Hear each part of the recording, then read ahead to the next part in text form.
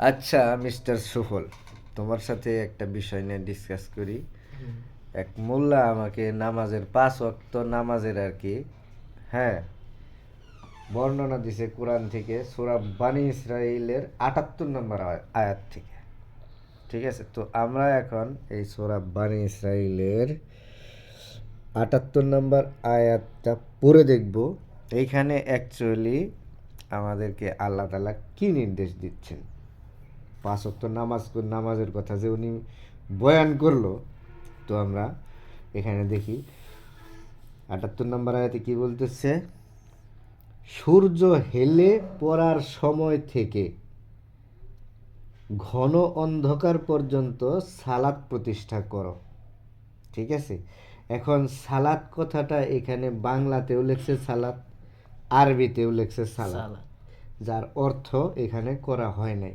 আচ্ছা, তারপরে এবং ফজরের কোরআন, ফজরের কোরআন, ফজর তো এটা আমরা আচ্ছা যাই হোক, এবং ফজরের কোরআন পাঠ উপস্থিতির সময়। ঠিক আছে, এইখানে তাহলে আমরা মানে ফজরের সালাত কই পাইলাম, ওয়াল ফাজরি। ঠিক আছে, তারপরে ওয়াল কি বলে জোহর, ওয়াল আসর, ওয়াল মাগরিব, ওয়াল এশা, এরকম কোনো রাকা ওয়াক্ত এখানে উল্লেখ নাই।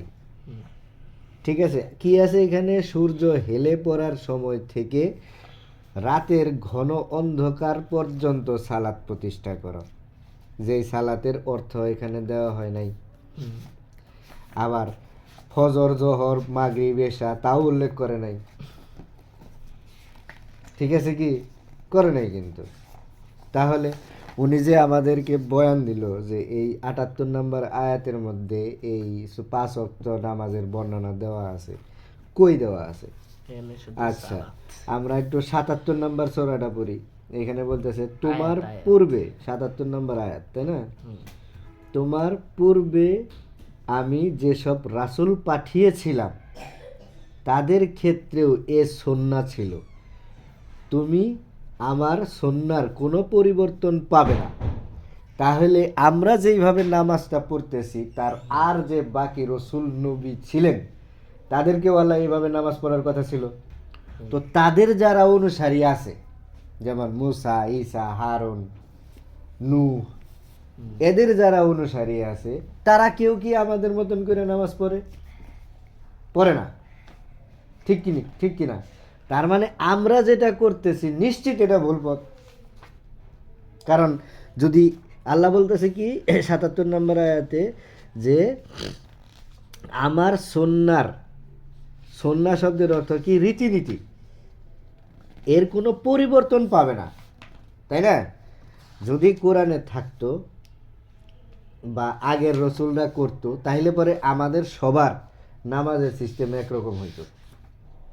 ঠিক আছে, এই সালাত শব্দের অর্থ কখনোই নামাজ নয়, এটা ফার্সি শব্দ।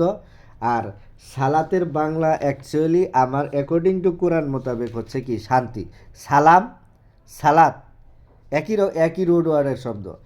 সালাম শব্দের অর্থ যদি হয় শান্তি, সালাত শব্দের অর্থ হবে শান্তি। আর আল্লাহ তাআলা বলতেছে কি, আকিমুস সালাত, অর্থাৎ শান্তি প্রতিষ্ঠা করো। কিভাবে শান্তি প্রতিষ্ঠা করো? যারা এক সৃষ্টিকর্তায় বিশ্বাস না করে তাদেরকে এক সৃষ্টিকর্তায় বিশ্বাস করানোর মাধ্যমে তোমরা শান্তি প্রতিষ্ঠা করো।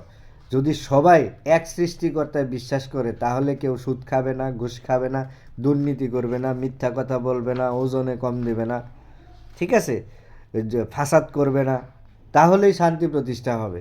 তাছাড়া শান্তি প্রতিষ্ঠা হবে না। আর যেটা আমাদেরকে বোঝানো হয় সালাত শব্দের অর্থ নামাজ, যাইয়া মসজিদে উপরে আসি তুই একাই তুই পড়া, আসলে এটা সম্পূর্ণ ভুল পথ। আমরা ভুল ব্যাখ্যায় আছি। ঠিক আছে, আমাদের কাছে সঠিক ব্যাখ্যা করা হয় নাই।